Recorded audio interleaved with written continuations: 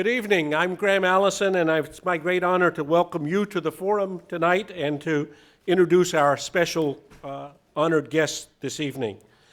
It's hard to imagine many economists who would draw equally enthusiastic praise from Kofi Annan on the one hand and Ronald Reagan on the other.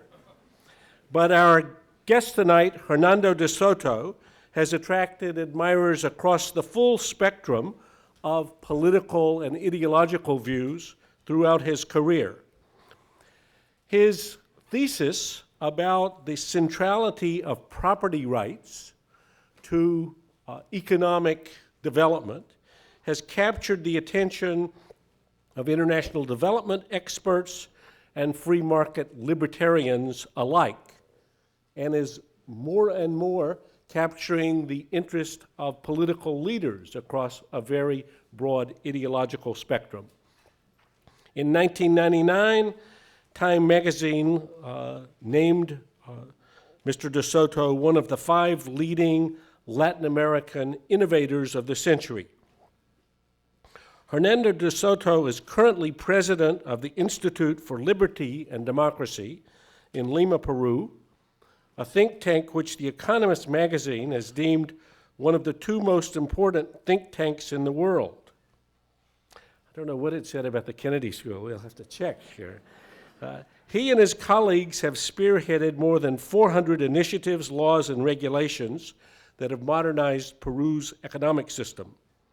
Most famously, Hernando De Soto and ILD, this institute, redesigned Peru's property system, giving titles to more than 1.3 million families and legitimacy to 380,000 businesses that had previously been operating in the black market. As a result, just of these reforms, Peru's poor gained more than $9 billion in benefits. He has since then worked with the heads of state in more than 15 countries to institute similar property-based programs. And he and I were just chatting. He's soon going to be seeing President Musharraf, who was here last September, to talk about such a program in Pakistan. In 2000, he published The Mystery of Capitalism, The Mystery of Capital, Why Capitalism Triumphs in the West and Fails Everywhere Else, which brought his ideas about property rights and unrealized capital to a worldwide audience. I know a number of the students here at the school have actually been reading this book in their course on development. This book became Peru's best-selling book ever, as well as an international bestseller that was translated, or has been translated, into more than 20 languages. In the 1990s, Mr. De Soto served as personal representative and principal advisor to Peruvian President Fujimori. Earlier in his career, he was a governor of Peru's central bank, and he started as an economist at the GATT, the General Agreement on Tariffs and Trade, the predecessor of the World Trade Organization. So for a man who's been a leader in both ideas and in working with leadership in other countries to implement these ideas, we're proud here at the Kennedy School to welcome Herman De Soto.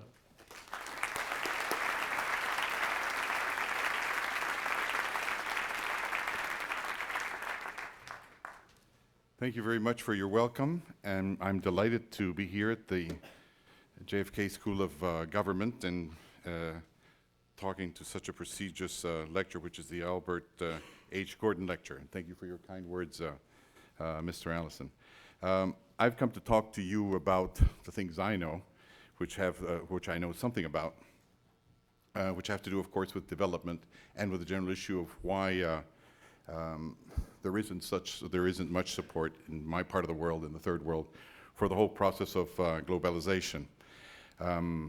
As a matter of fact, thinking about that, there's a lot of reasons why, since the Berlin Wall fell and since Deng Xiaoping began his reforms in 1978, people have been saying, the whole idea of a market economy hasn't been catching on throughout the world. There are anti-globalization marches, and something isn't really working. And we see that in my part of the world. A Bolivian president was recently ousted by anti-market forces, and things aren't going well for President Toledo in my country, but that has little to do with the market, much more with him. And regarding Colombia, there are obviously a great deal, there are still forces in the country which resist the coming into place of the establishment of a market economy, also in Venezuela. And so the question comes around as to why this is happening. And of course, some of the questions, some of the replies are automatically of the cultural sort, the type, of course, which are written about and researched in Harvard University. Some people are made for the system and some people are not made for the system, either because it's genetical or it's cultural or otherwise. And they've come to really even start influencing me, especially the arguments said by my friend Larry Harrison here at Harvard and Sam Huntington, whom I just met in Davos, about the idea that there's something in the North Atlantic about trust that we Latinos, for example, don't have, and Africans don't have, and Asians don't have. And, you know, considering that I have very little credibility in my own country, I've told myself, you know, they might have a point, you know. There is a lack of trust, so I was really happy when you invited me over here, because I said, at last I'm coming to a country where people trust each other. Somebody's going to listen to me, and somebody's going to believe what I said. So I was really happy as I stepped into Miami Airport a few days ago and went in through migrations, and your migrations officer asked me, you know, who are you? I said, this man is going to trust me. So I said, I'm glad you asked that question. My name is Hernando De Soto. I am the son of Alberto Soto Lajara and Rosa Polar Ugarteche. My mother actually comes originally from a family of Moquegua. My father, actually, about 350 years ago, the De Sotos came into Peru from Spain. Actually, interestingly enough, he said, would you just shut up and show me your passport? So I showed them my passport, and then all of a sudden, this gringo begins trusting me. He looks at the passport, and he starts saying, okay, it's this. He runs it through a machine, and it's done and set. He trusted me. And I said, this is absolutely very interesting. As a matter of fact, I began thinking about Bertrand Russell, because Bertrand Russell talked about knowledge by acquaintance and knowledge by description. And he said that all the truth in the world is in knowledge by description. And as a matter of fact, as students, you all know, and as professors, that most of the things that you're familiar with, you gain through description. And in effect, the acquaintance between me and the migration officer meant nothing to him. I mean, I really try to make a link. But when I showed him a description about myself, all of a sudden my identity was into place, and that created a system of trust. He must have trusted me because I'm here, armed or not. Therefore, I then went to my hotel in Washington, where I made a stop before coming here, and I've been going to that same hotel for about the last 15 years. It's got a very small lobby, and the people there have been the same, even though the hotel's name has changed various times since I've been there. And as I walked in, they said, Mr. De Soto, how good to see you. And I said, Herb, how you doing? How's the family? How's the wife? How's the kids? We started talking again. And then once he'd filled me in, he said, and Mr. De Soto, how are you going to pay? I said, well, as usual, promptly. Why? And he said, no, I mean the means of payment. So I started taking out my gold card, and I realized that after all these years, another North American friend never really trusted me. He trusted my gold card, because that's what he always wanted to know. My word wasn't enough. So I said again, well, you know, knowledge by description, this is what really does the thing. And if you really think about it, one of the reasons your system works is that practically everything you do is very well documented and by law. And it produces all sorts of very special links among people. That's why I brought to this conference an apple. I want to tell you that I've got a lot of very good witnesses who have seen me buy that apple. And so there's no doubt that it's my apple. So there's a relationship between me and that apple. As a result, of course, there's a relationship between me and you in terms of, after a while, we will establish my direct ownership over the apple. But if we look at the apple, there is nothing on that apple that says that I own it. As a matter of fact, the stolen apple looks exactly like a legal apple. So it has nothing to do with its physical status. It has to do more rather than the way our minds look at the apple. And so in the same way that there's no way we know who the owner of the apple is, There is also nothing on the apple that says I can buy it, that I can rent it, that I can transfer it, that I can loan it, that I can pledge it, that I can use it as collateral, that I can mortgage it, that I can split it, that I can use it as a basis for buying a company. Nothing of that is written in there, because everything that relates to ownership and trust, which is what makes the market go, has really nothing to do with physical objects. It has to do with the legal environment that we create for physical objects. It's in this world. Now, Adam Smith knew pretty much about that, because Adam Smith, interestingly enough, when he started writing about the concepts of property, said that even something that was called capital, without which the world wasn't able to work, was only possible in the measure in which it was fixed upon some other object before it was realized. And I remember when I read that in The Wealth of Nations, I stopped at that page for many days, if not many months. What does he mean when he says, or when he wrote, that before anything can be realized in the market economy, it has to be fixed? The only other answer I got was equally mysterious and even religious. It said, the only way that you can actually get resources from one side to the other, financial ones, and he was talking about capital, which he clearly said was not money, he said, is by creating a wagon way through the air. A wagon way through the air. That again sounded extremely religious to me. And I had a lot of trouble figuring that out. Also, when I tried to see, I'm trying to find a note here, which I've lost. My improvisations are much better than my notes, so don't worry too much about this. When I began seeing that Marx also said very clearly that the only way you can actually understand capital, which was the center of what actually moved the capitalist system, is by entering the metaphysical world. It was nearly, he said, the world of religion, because it doesn't have to do with money, it doesn't have to do with objects, it has to do actually with the way one thinks about objects. And the way one thinks about objects and the way one thinks about identity and people is always through description, is always through things that are about other things rather than things themselves.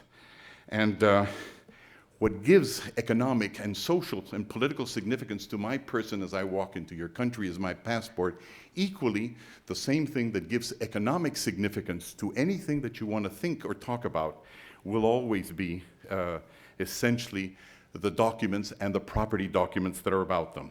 I'd like to give you an example there that may be useful. In Peru, we had in the 1990s, we had a company, the Peruvian telephone company was called La Compañía Peruana de Teléfonos, and the decision had been taken by government to privatize it.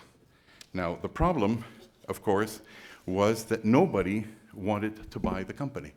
Nobody simply didn't trust the company. And one or two of the kids of my institute participated in the privatization process. And they found out that the first exercise that they actually had to do to be able to sell it to some large company from abroad, this company which was valued at the Lima Stock Exchange at $53 million, was to change the title because nobody understood the property regime. And they said, we want to go by laws that we understand and we want to know what our rights are. And it took the kids of the Institute and the people who led the privatization process about 2.5 years to redraft Peru's property law, until such point that the Peruvian company was titled in a way that it could go into the international market. And in effect, by 1993, we were able to auction it off, and the company was sold, not for $53 million, but it was sold for $2 billion, 37 times the value it had before it was able to go into the market by being titled. So one of the things that we have been finding out is that when things go into the world of descriptions, when things go into the world where minds can be interconnected in larger markets, the value of the things that they represent also go up. So obviously what it means is that representations about things or property rights are just more than ownership. They bring the capacity to understand values in a very different way than you can see them if you only actually see the objects that you're trading in. And that is the reason, of course, why even the early classic economists like Simon de Sigmondy of Geneva was able to say that once you had property in place, the value of things were detached in such a way that it actually became liquid. I mean, there are many things in the world that are happening that we're not very conscious of. I mean, at the same time that I'm speaking here to you, there is a Polish polka going on, and there is a Brazilian samba going on. If somebody comes with a shortwave radio and tunes in, we'll hear it. What happens is that lots of things are happening at the same time, but as Kant says, we only have 5 senses. And these 5 senses are not enough to capture many other values that surround us. And in the same way that musical notes or a shortwave radio can capture a lot of the reality which is happening parallel to others, a property document captures a bunch of other values that are also there. And in effect, the people of Telefónica of Spain who bought the Peruvian telephone company were able to actually see how it interconnected with bonds, how it interconnected with shares that could be sold in other markets, how it interconnected with capital markets, how it interconnected with other people's desire to share their risks, how it interconnected with the resource that existed in the world, and how it even interconnected with different inventions that were going to take place in telecommunications in the many years to come. And that's what the property document was able to do, as opposed to the property object itself. So the economic significance of things and the possibility of developing them actually comes in the measure in which they are represented. If it comes to markets just simply without documentation, we mustn't forget that Jesus Christ, about 2,000 years ago, as he was throwing the merchants out of the temple, he was basically destroying a small little market economy that was going there. But that kind of market economy, of course, wasn't a very prosperous one, because it wasn't one that had scale, it wasn't interconnected, and it was like the markets we have today in developing countries, which are isolated markets, and that markets where you cannot raise capital are markets where you cannot get credit. And you cannot get credit because essentially what makes credit possible is not so much currency. If it comes to currency, as my friend Domingo Cavallo can say, who beat Argentine currency so efficiently so many years ago, if it comes to currency, we Latin Americans know how to produce even more currency than they produce here up north. The issue isn't how much currency you produce if you're going to create credit. The question is whether you have something to lose. Because the very word credit comes from Latin credere, which means I believe you, but I believe you because if you do not give me back the credit I give you, I know you're going to fear losing what you've got. And so it's property that actually creates credit. It's not the other way around.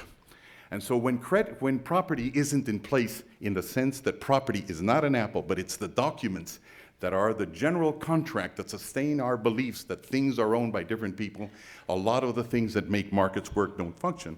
And I think they go a long way to explain why market economies are not working in developing countries and why some people are marching against globalization, which generally speaking, not in every case, should be a good thing. And so just like you cannot do carpentry with your bare hands, you obviously cannot do market economies also with your bare brains. You have not only got to be able to perceive apples, you've got to be able to document apples adequately. And capital formation depends on the capacity of a nation to develop its property systems so as to represent economic value. And what happens in developing countries is that the amount of apples we've got do not have a corresponding amount of passports. We have just finished now work for President Mubarak's government in Egypt. It's taken about 100 Egyptians and 100 Peruvians over 4 years to put together a plan on how to formalize their informal economy, and we've gone around to find out how many of their assets are represented by legal documents. In other words, legal documents that you can trust, not bad money, not bad documents. And the results are not much different from what we're getting in other Latin American countries. 92% of all Egyptian land and homes are not properly in the records. And 88% of all enterprises are outside the legal system. So the issue in our country, and now the interesting thing about it, of course, is that when you ask yourself, well, what is the value of all of these assets that the poor have outside the legal system? It turns out, and we've quantified them one by one, and we've debated the figures over the last 3 years in all the open fora, and they've been uncontested, they've vanquished, is that the poor of Egypt have approximately $248 billion worth of assets. And how much is $248 billion? Well, $248 billion is roughly 55 times the size of all foreign direct investment in Egypt, including the Suez Canal and the Aswan Dam over the last 200 years. In other words, what the poor have got today is a lot more important than what foreign direct investment is ever going to do for Egypt. When we also ask the question, how much is what the poor have got, these $248 billion, compared to what the World Bank has given them, it's 39 times more than what the World Bank has given them. So what the poor of Egypt have got in terms of resources that are not liquid, that are not documented, that cannot be used for getting credit, that cannot be issued as shares for capturing investment, is much more than what the World Bank will ever give them, or what bilaterally you will give them, because their assets are 79 times the value of all foreign bilateral aid. They're also much bigger than their own richest classes. The value of the poor's assets are 35 times greater than the Cairo Stock Exchange. And it's the same thing in Mexico. We have finished with President Fox calculating the amount of assets that the poor have in Mexico outside the legal system, and it's about $315 billion. And how much is $315 billion? With its 7 times the value of all known oil reserves in Mexico.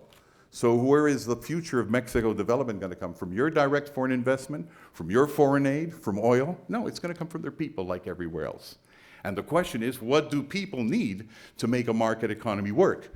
Well, the first thing you learn about a market economy is that it is never really apples that travel.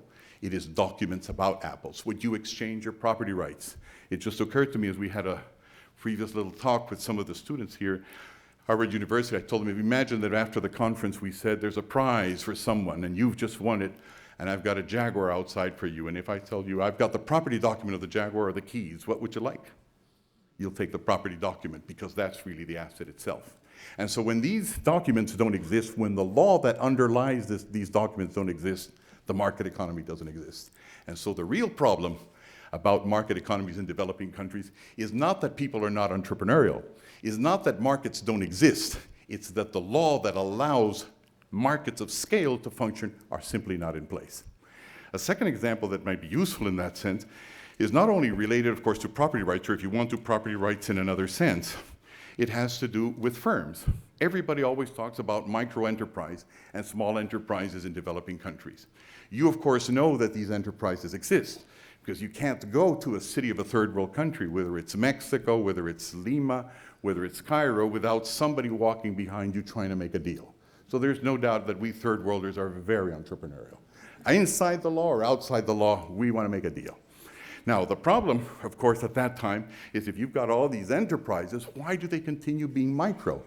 I mean, we've got this such fixation on them being small that everybody starts talking as if we were countries of midgets. Credits for small people, credits small, credits micro, advice for the small, as if we were destined to be small the rest of our lives. So we started looking again, just like we looked at apples and homes and factories, we started looking at these firms. And the first thing we found from Egypt to Haiti to the Philippines is that there are no firms or small firms in developing countries. There's families. Families means that there's 3, 4, 5, 6 people, whatever it takes to get together around a home, and these people have a business going. A firm is something different. A firm is something like a joint stock company. It's a corporation, it's a partnership. It's a small enterprise, registered according to law, and it has certain privileges and it has certain obligations. And all of these other firms that probably employ about 70 to 80% of the population of Latin America are not firms, they're families. Now, interestingly enough, this is extremely important because if you go back again to Adam Smith, and the classics to us are very important, because every time we third worlders from my institute try and get advice from Americans, we find that we get our best advice not from live Americans, but from dead Americans. And the reason we get it from dead Americans is simply because they were writing and living at a time when the situation that was prevailing in their country was pretty similar to the one that's prevailing today. So when Adam Smith says that he went out of the walls of Glasgow and saw a couple, a marriage, producing pins, and they were producing no more than 20 pins a day. And then he went elsewhere, and he saw that some people were producing, 11 people were producing 4,800 pins a day. He said that is the cause of what then was later to be known as the Industrial Revolution. That is why productivity is gaining. It's the division of labor. Why? And then he explains how making pins is essentially a production function, at least it was then, 18 production function divided into 18 stages, and he numbers them. He says there's somebody that's got to buy the wire and that's got to test the quality of the wire. Somebody else in the firm has got to draw the wire.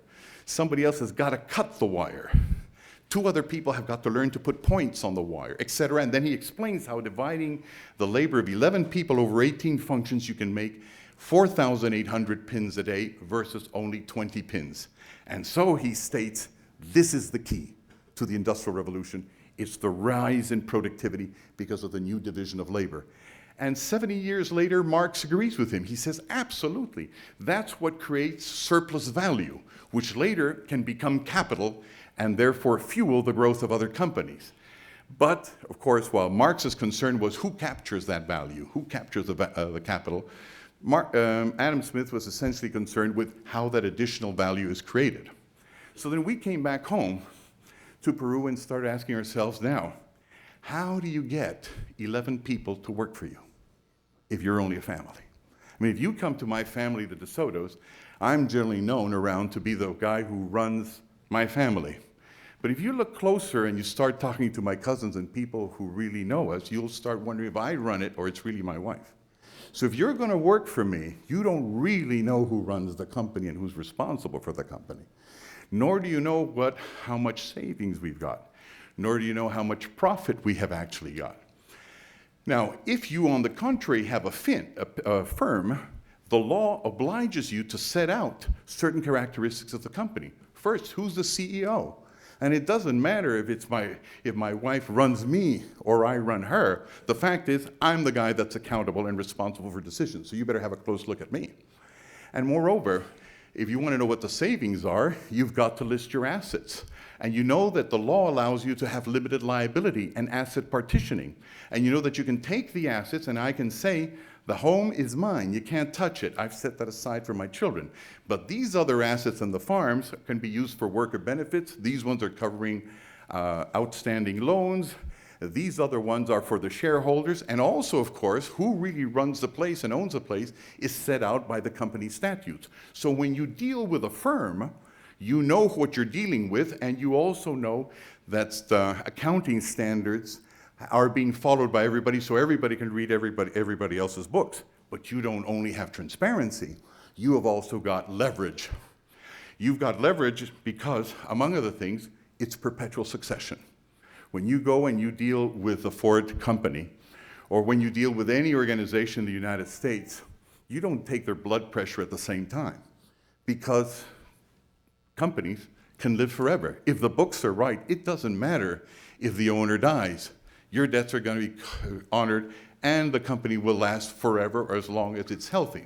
But in the case of a Peruvian family or an Egyptian family, you better look very closely at the health of who you're talking to, because the day they die, all your commitments die as well. Because there's no other way for life to go on. And that's what Coquelin said in France when he was arguing for the establishment of firms throughout all of France. Because even in the United States, up until 1840, the right to be able to construct a legal entity around your economic activities is only an automatic right that you North Americans have since the 1840s. Before that, it was the privilege of Congress to tell you whether you could have one or not. And the arguments of the conservatives, in the wrong sense of the word, who defended the right of only government being able to have a government, was precisely that you could not have what they called states of little, or mini-governments, which is what they considered that companies were, and that's why they wanted to control them closely. And on the contrary, the people who pressed for companies and the law to be accessible so that people could get together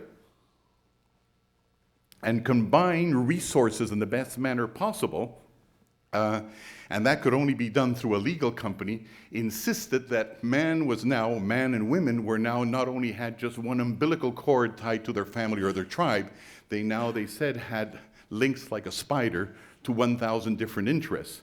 And we know now throughout time that what actually creates wealth is this capacity to combine resources, bring 11 laborers to work with you in different functions. And that, of course, means the capacity to bring them all together in a different place that is not your family. And 80% of the world, or 80% of developing countries, and for the former Soviet Union, don't have that right yet.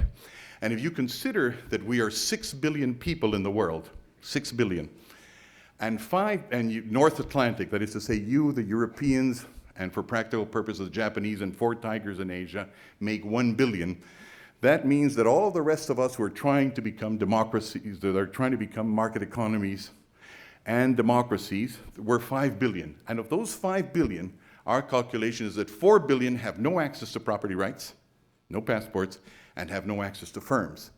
So how can we develop? Because the most fundamental structure that allows you to participate in a market economy is, in effect, the law. If you go out and you start exporting apples in the United States, the first thing you will have to do is when you put them on the boat or when you put them on the plane is fill in a bill of lading. And the first thing the bill of lading asks you is put your name. And the second thing it asks you is put your address. And 80% of us don't have addresses. I mean, we have a place to sleep at night, but we don't have addresses. There's a book that you look at that doesn't actually tell you who owns what on the land. And that book doesn't exist. And the other book that tells you, answers the third question, which is what company do you come from? How are you going to back up your transaction? That doesn't exist as well.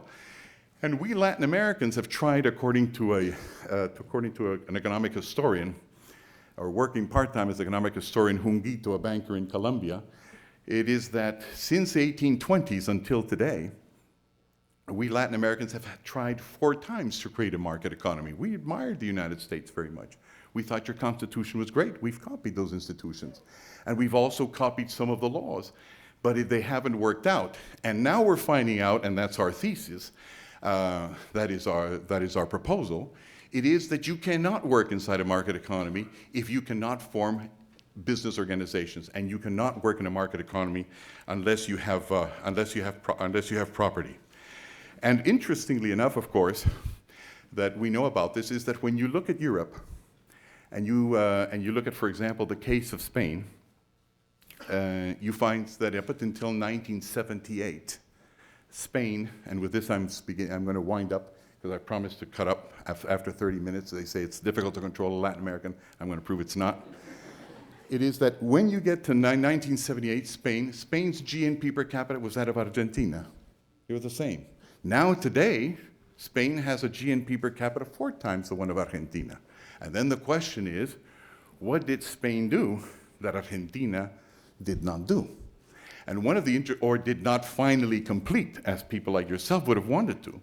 And it is essentially that the Spaniards decided to enter the European Union. And what did the European Union tell them? Did it tell them, protect your minorities? Did it tell them, don't torture people? Did it tell them, hand in more microcredit? What did it tell them? It told them, we want your institutions and your law to be conversant with ours, number 1. Number 2, we're not going to tell you how to do it. You don't have to copy Frankfurt's or Paris's legal regime, but it's got to be able to talk to us. We understand that your laws are rooted in your culture. We want to respect that. But let's comb them and stretch them out in such a way that they can talk to others. And that process took 10 to 15 years. And in those 10 to 15 years, Spain was obliged to give solid property rights to its people and good companies and good company law. And the result of it, it started to grow. But when the French, the Germans, and all the people of the European look at us south of the border, more microcredit, don't forget your minorities, don't forget this, don't forget that, but none of the institutions.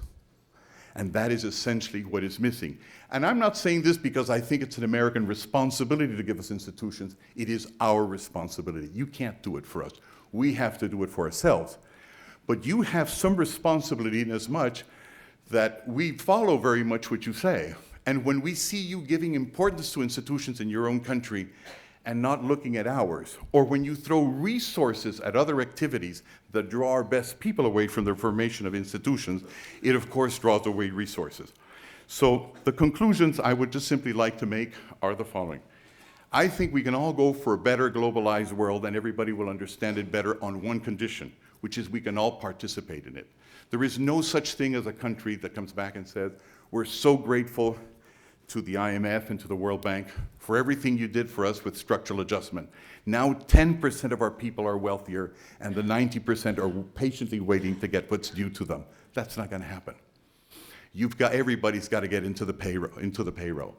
And the way that's going to happen is that not only 10 or 20% have the property rights and the legal institutions, but whether everybody has it. And that's an internal job. And the Europeans know that very well. And the interesting part about it, of course, is that it's not yet in the agenda of the international financial institutions. And the other problem, of course, which we haven't even had time to talk about, but we might be broaching when we get to the questions, is that creating institutions isn't a question of replicating them. You have to know how they're born. You cannot borrow them. And I will end on this note. About some 40 years ago, Peruvians became very conscious of the fact that in average, a Peruvian bus killed 11 more people than a Swiss bus. We had tremendous traffic accidents. And they said, what's wrong? And they said, well, obviously, Swiss traffic regulation is much better than Peruvian traffic regulation. So a Peruvian parliamentary mission went to Switzerland, to Zurich, and saw there were less accidents, that everything was orderly. And so they took the Swiss traffic regulations and laws, translated them from Suiza into Spanish, and enacted them in Peru. And today, 40 years later, we kill as many, 11 people more than the Swiss do.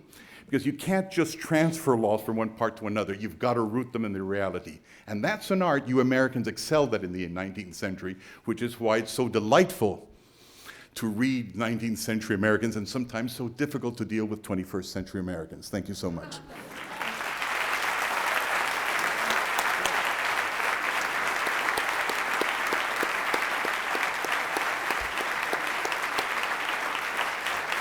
Let me, fortunately, we have some time for questions and discussion. There are microphones on the floor and in the loges, and as you're lining up, I'll put a first question because I like your book very much, and I like the argument. I would be interested in your saying another word about the psychological consequences of individuals coming to appreciate property rights. And I'll give you just an anecdote relevant to this. Back in 1991, Yavlinsky, a Russian economist, and I were trying to organize a proposal for Gorbachev called a grand bargain, in which there would be a transition to democracy and a market economy. We produced a report, and we were going to see him in the Kremlin. So we went to see him. He had marked up the thing, and he put little yellow stickies on it, and he asked, what is this thing about private property? Why do you keep saying private property as part of this? So I gave an explanation that just as not as an ideological matter, but as a social scientist, it seemed like where there was private property, there was more investment in the ownership, and therefore people took better care of it. So we went away. He came back the next day. He said, why is this thing private property? You know, what do you keep about this? So this went 3 days in a row, and we left. Yavlinsky, once we were leaving, said, you simply don't get it, do you? I said, obviously I don't. I mean, why does he keep coming about this? He says, this man, Gorbachev, has never owned anything in his whole life. He's a party man. He lives in a suit that was given to him by the party, in an apartment by the party. When he gets in a car, the guy drives him from the party. He said, Grigory, I own a bicycle. This is my bicycle. I can sell it to you. I can give it away or whatever. But he never had. So now, 12 years later, Gorbachev has got this idea. When as you've implemented your program in various places and people get to see not just that they own something, but that have the rights associated with them, what happens in their head? This is a very interesting question, a very important one. As we all know, we don't know what happens in people's heads. We're trying to guess, and computers have helped a lot because they give us a parallel world and to start separating the hardware from the software. But more or less, this is our experience. In the first place, you have to decide when you label something, when you give it a passport, what are the appropriate words that everybody's going to recognize? What are the symbols that everybody will understand in the same way that you do? So one of the first things we did is we took a poll among extra-legal entrepreneurs in Peru. You know, it's not a problem. Everybody that comes from the third world knows that. You know, this is not like when you talk to extra-legal entrepreneurs, it's not like talking to the Sopranos who are in hiding. In the third world, you shop, you buy, you do most of the things in the extra-legal sector. So these are not criminal. These are people that organize construction, sell on the streets, drive buses, have factories. And one of the things we found out when we took a sample was that when we asked 3 questions, we got the following replies. First question, are you a member of the private sector? These are entrepreneurs, mind you. And the reply was no. We said, now that's interesting. Second question is, are you a member of the public sector? And the reply was, of course not. The public sector is government. And the third question was, who is the private sector? And the reply was, los de arriba, those up there. So the word private meant oligarchy and still does in Peru. So the first thing we learned when we were starting to privatize is not to call it privatization, because it really meant oligarchization. So the first thing you got to do is get the words right, because not everybody understands private nor property as meaning what it means. And that's the whole art of a good passport. It means that this gringo whom I never saw understands the same thing as a Peruvian. That is very important. The second thing, so you may have had a regular reaction of Gorbachev against the private system, which was symbolized by exploiters. The second thing, of course, is that in many cases, you talk to the chiefs. Gorbachev was a chief, right? So when we also talk to indigenous chiefs in Peru, they say no private property, of course, because what they have is sovereignty. And who rules the territory? The sovereign. Private property is all about taking the sovereignty out of the picture and putting the little private property owners into the place. So you were asking Gorbachev. Gorbachev was the wrong man to ask. I would say that the third thing would be that if you would have gone like we did to Peruvians who had never seen private property as you and I understand it, it was that when we gave them the menu and we said, look, you can continue being a comunidad andina. If you want to, according to the law we drew up, you can even organize as a kolkhoz, a sovkhoz, a kibbutzim, a hippie commune. It's all there. There's even a little legal salad bar, which you can decide how you organize property as you wish. Choose. 6 months, the people who had never seen for generations private property, 70 to 80% voted for it, and that's the way they took it. And the 20 who didn't, because the purpose was not to give them private property, but rather to bring them inside the law, so that they could become independent from the chiefs. And when they saw that they had made mistakes, could reorganize themselves to then adopt, just simply through communal assemblies, decisions as to who had property, they all went for it. One of the comments I give in my book, for those who haven't read it, is this, that my experience as I walked through Indonesia, it was an experience that actually went to Indonesia many years ago. When I was there, I was at that time called in for an interview by President Suharto, and he said, you know, I very much think that the things you're doing are crucial to our government if we are to save it, and we know we just have to vest people with property, but how do we know who owns what? And I told him that I had come to Bali to have vacations, I had come to Indonesia to have vacations in Bali, and that was all my Indonesian experience, but since that was the only one I could draw upon and I wasn't going to give him a whole flow chart to indicate how it is that we created it, I told him that one of the interesting things about Bali, which is one of the most beautiful islands in the world, and you have all of these terrace agriculture and the palm trees and the pagodas, and I walked around them and over them. I always knew when I was going from someone's property to somebody else's property because a different dog would bark. So I told him, all you have to do now is ask Indonesian dog who owns what, and they'll tell you. In other words, there's more private property in communal areas than you can think of. Because the community, like your community in the United States, means you have 2 things. A government, which are the people you generally talk to when you talk to the poor, because you don't talk to the individuals. And secondly, the private sector. They've also got a private sector, and you'd be surprised how many of them are already private. So those would be my replies to that question. Good. This gentleman, please introduce yourself and put your question. Thank you. Krishna Guha, I'm a mid-career student here at the Kennedy School. I'd like to take your thoughts on China. China's grown spectacularly for 25 years without formalizing its property rights. How does that fit in with your central hypothesis that you really can't progress without legalized property rights? The way it fits in is that you've been reading different books than I have. China has formalized its property rights. Not all throughout China, but on the coast, which is where you're getting most of these competitive imports. What they have done is first in agriculture, and now especially in the industrial areas, given property rights, but not like yours, rather more like the British. They've given leases. So you've got a property right for 30 years, mostly in the countryside, and for about 70 years on the industrial coasts. And now they have reformed the one for agriculture completely, so they're going to begin to give massively property rights inside China, among other things, because precisely those that got the property rights have increased their wealth so much more than those who don't have it, that the Gini factor in China today, that is to say, the difference between the richest and the poorest, is much greater than in Taiwan or any other Asian country. And they're having a problem of concentration of capital, like all of those people who moved to a market economy. So yes, they have given property rights, timidly, but they have. Otherwise, it just wouldn't be possible to have a market economy. And This lady in the balcony? Yeah, hi, Lindy Miller, MPAID student. I'm just curious to get your opinion on what's happening in many countries now, formalizing property rights over water, and what kind of implications do you think that has, given that it's sort of a vital resource to existence? Well, the real problem that I have seen so far, though it's not actually a field I've gone very deeply into, is that it is very hard to decide anything about property rights over water before getting the property rights over the land, because that's going to tell you who you have to talk to. And then, of course, it's a question, and that's up for debate. There are people very much dead set against it.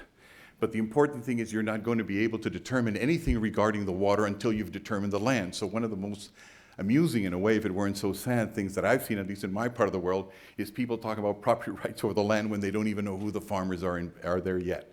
But I guess that question would be just as much debatable in your country as it is in mine. Please, back up. My name is Alexandra, and I'm an MPP student. I wondered if you could speak about the situation in Zimbabwe. I understand that President Mugabe has been giving more title to black farmers now in the past year, and yet so much destruction has happened to institutions and rule of law there. So I wondered if you could talk a little bit about how you saw that process happen and what you see as being in the future. Right. Well, what President Mugabe is doing, which is very different from what we're doing, is he's gone into land reform. In other words, what he has begun to do is that before having property rights into place, property rights means a law that can be enforced because the population subscribes it, believes in it. A law that is formed like the American law, which, you have an accident in St. Louis on your way to California, you're going to have a different law that affects your accident wherever you go because it reflects local sensitivities and particular beliefs of the people. Well, he didn't do that. He began just simply with distributing or inciting appropriation of lands that didn't belong to poor people by poor people themselves. What I understand now is that there's an opposition party which has already challenged him. And as a matter of fact, the news came to us just yesterday. And the opposition party says we are following the ILD's model, which is that you can't just go around and distribute land, apples, without sorting this out first. So somehow or other, like all notable progresses in law, something positive may come from that conflict, even though so many people have suffered. We saw this very phenomenon also in the case of Haiti, where we've been working so far, well, with whoever is president. In this case, it was President Aristide who called us in. And he explained, as we were drawing up our reforms and carrying out our inventories of what was happening in his country, he said, look, while you're doing the property rights stuff, I'll be doing the land reform. And we said, well, of course, Mr. President, because you have to be very careful when you're talking to politicians. You're welcome to do it, but you're going to find it very difficult. And he did. And he had to stop the land reform because until you actually have a record-keeping system that tells you who owns what and what you literally can dispose of and cannot dispose of, and who has concentrated too much and who has much too little, you can't do a proper reform. So that's, I believe, the mistake that also Mugabe, probably with good intentions or with bad intentions, has also done. He's looking at apples and he isn't looking at passports. Once he gets this right, he may be able to do something about cutting that apple into four. Please. Thank you. Good evening, Senor De Soto. My name is Jimmy Sylvester Paz. I'm an MPAID student from Venezuela. Earlier this afternoon, you kept a few of us hanging on an anecdote with Chavez in Venezuela. I was hoping you could delve in that now, particularly if you could comment on the perils associated with property rights reform when they're in the hands of a president that perhaps may use it more as a means of gaining constituents than perhaps as a vehicle for leveraging the poor's existence out of poverty. Right.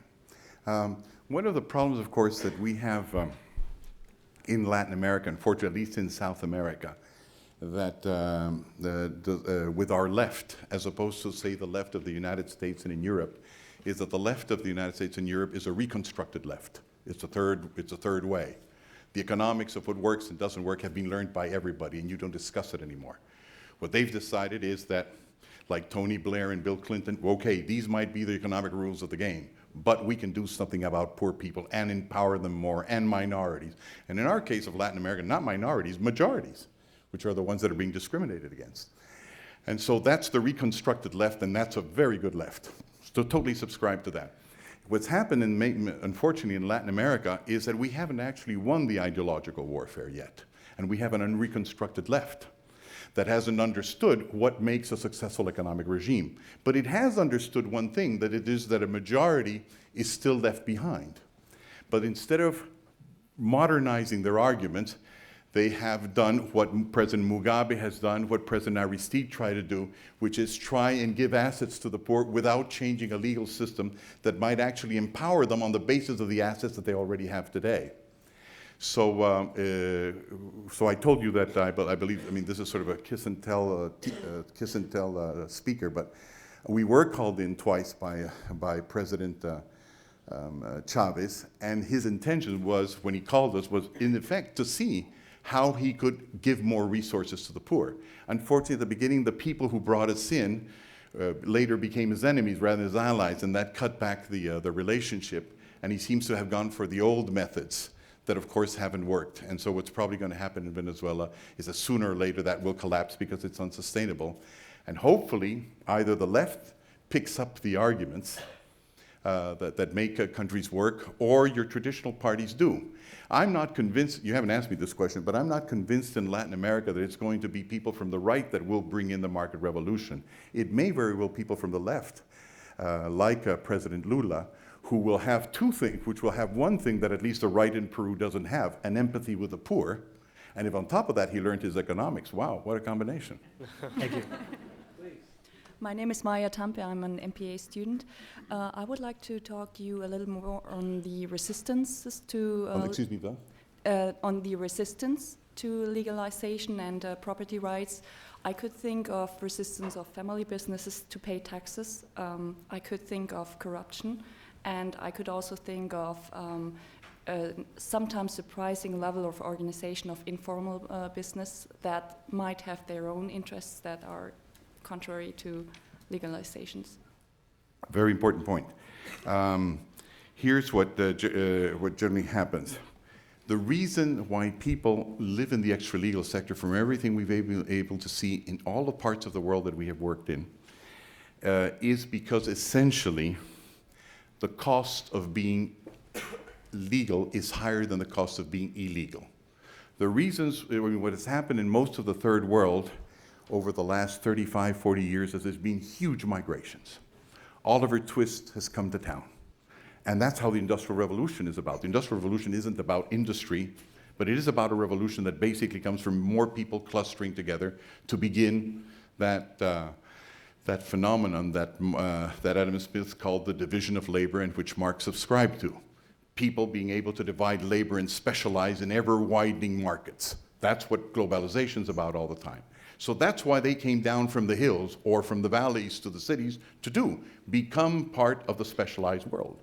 And you can see them by the programs of education they require. They don't want to continue being peasant generalists that build their homes, take care of their cattle, take care of their children. They want to become specialists of the urban sort.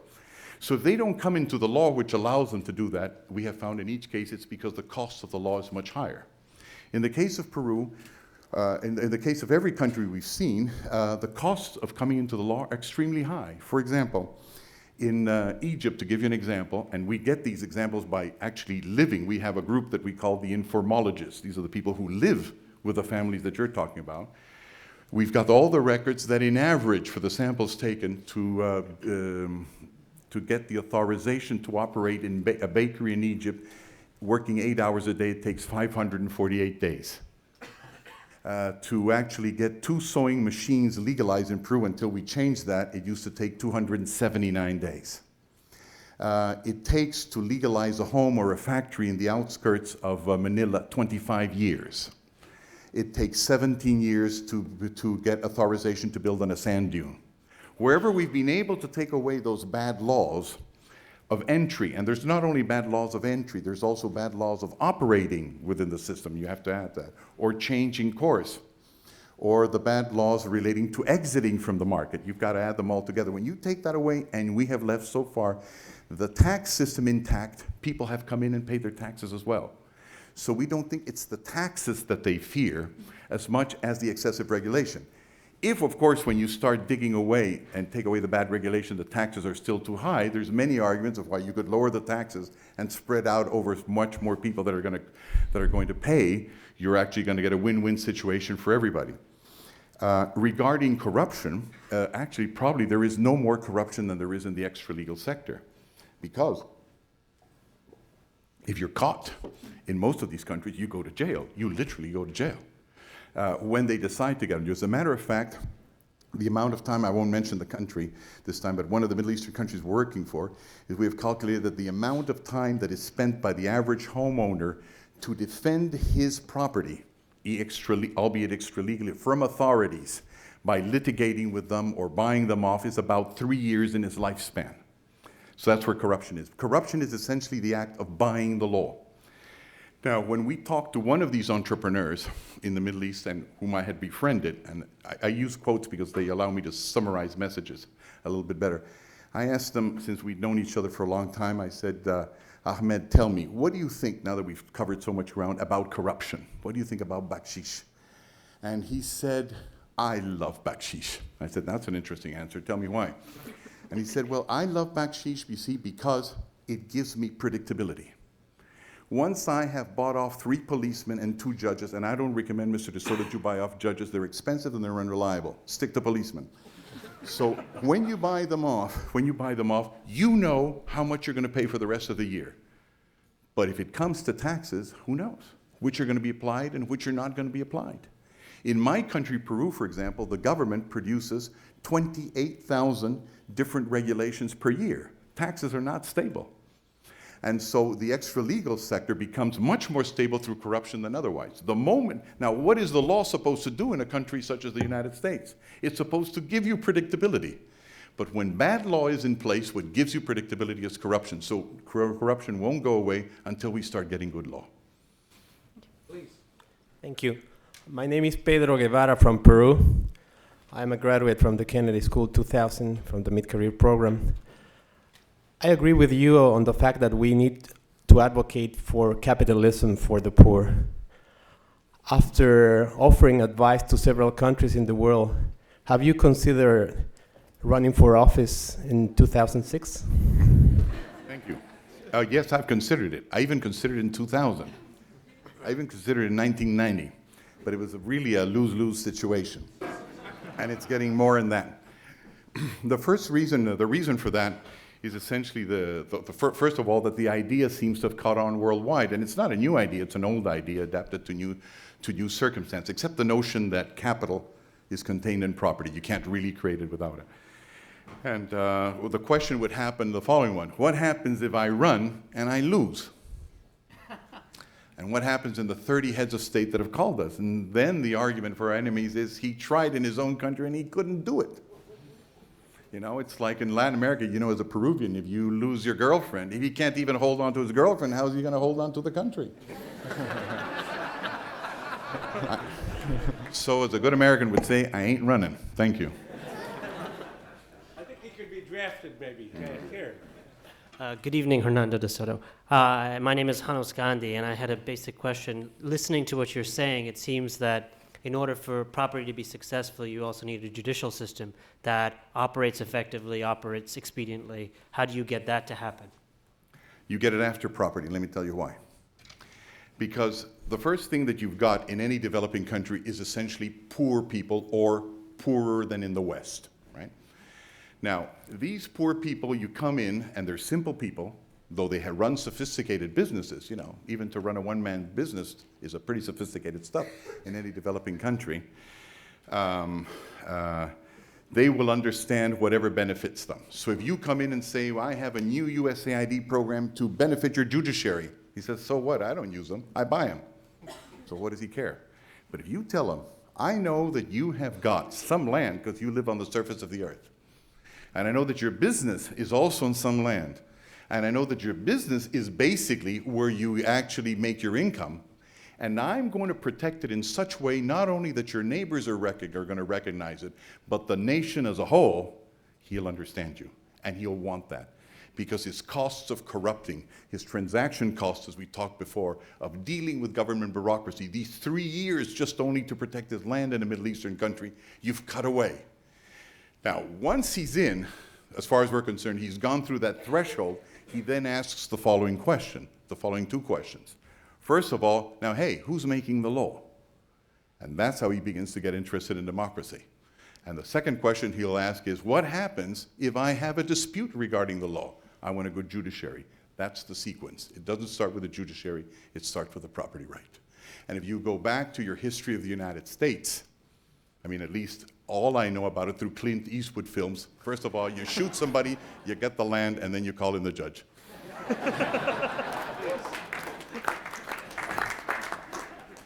My name is Carlos. I'm from the law school. And first I would like to thank you because defending law so much, I'm not sure if the poor will be richer, but at least the lawyers will be. And I would like to ask your comments again on the issue of trust, because many scholars have said that democracy and economic development goes together in the history of the West, and that also property has been born in the fight for democracy, reducing the power of the sovereign.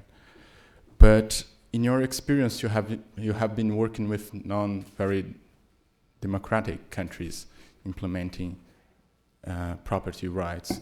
So I would like to ask if democracy goes with property rights, or if it's a second step, and how important is democracy to your theory? To answer your question, first of all, very broadly, I do think that democracy goes with property rights. Among other things, because I talk not only of legal property rights, but I talk of course, of extra-legal property rights, which are the majority of property rights that exist in the world. Remember, we're talking about Egypt, saying that 92% of all land assets are held outside the law, and 88% of enterprises function outside the law. That doesn't mean that they don't have law. It means that they don't have an official law, but they do have their own law, and they have their own organizations. Even in Haiti or Egypt, we haven't found one building or one plot of land that's outside the law that doesn't actually have a paper title to it.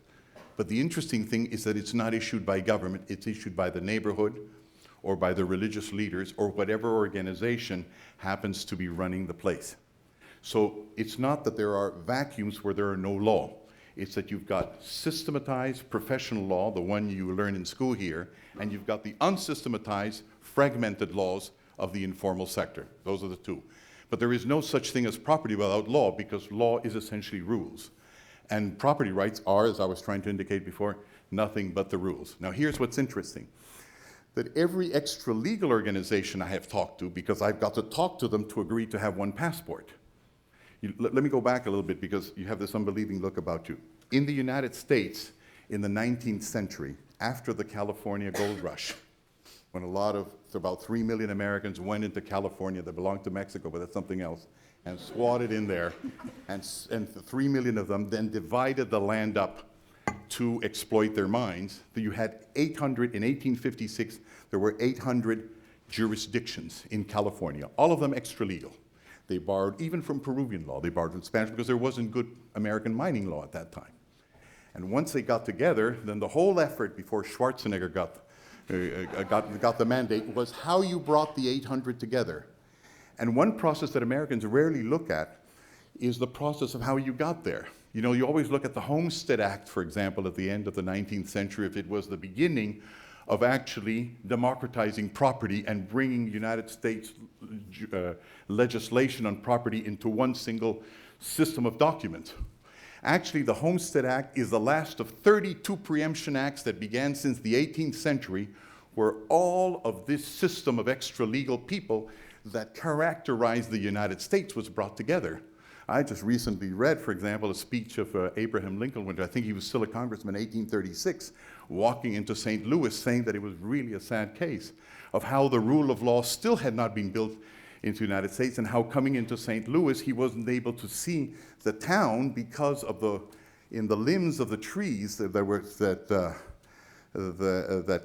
were crowding the road as he moved into the town. There were so many corpses lynched that were hanging that he wasn't able to see the horizon. The United States was a pretty wild place before, but it didn't mean that there wasn't law in jurisdiction number 2 or number 3 in California. It didn't mean that there wasn't a log cabin rule in Idaho. It didn't mean that there weren't agreements in Little Miami River. It just meant that in the United States there were many laws, like you had also in the United States over 700 currencies until about 1880. You had many laws and many currencies, and the way you built a nation is that you put them into one single system. It's the same thing in developing countries today.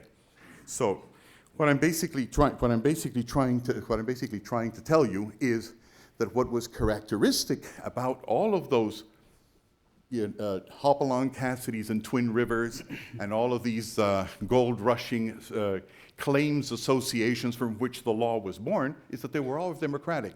And I haven't come in the developing world across one sole extra-legal organization, whether it be Peru or Egypt or the Philippines, that wasn't democratic. What I have seen in Peru that isn't democratic is our official government. But what people do at the grassroots level is have elections and have consensuses on who leads them and how they're going to be governed. And when I had even the task in Peru of trying to bring the coca growers, from which cocaine is then, of course, made in other countries and then exported to the United States and elsewhere, I haven't found a coca growing organization that doesn't have an electoral system. So the way to look at it is this. Property rights are already being born all over the world, with or without foreign assistance, with or without the World Bank. They're there. The problem is not property rights per se. The problem is, how do you give all these property rights the same standard documents that would allow them to enter the global economy, or at least the national economy? Unfortunately, it's my duty to say that we've come to the witching hour, though that last answer, I think, actually wrapped up a lot of points in a great nutshell. This lecture tonight is the 2004 Albert H. Gordon Lecture in International Political Economy. Al Gordon is one of Harvard's most distinguished graduates, who unfortunately is not here tonight because he's 102. He usually is here for these lectures, but in fact, this is the first lecture that he's missed. I don't know where he is tonight, but he's in New York, and we'll wish him well. We're very, very honored that Mr. De Soto has been the 2004 lecturer, and we've all learned a lot, so let's say thank you.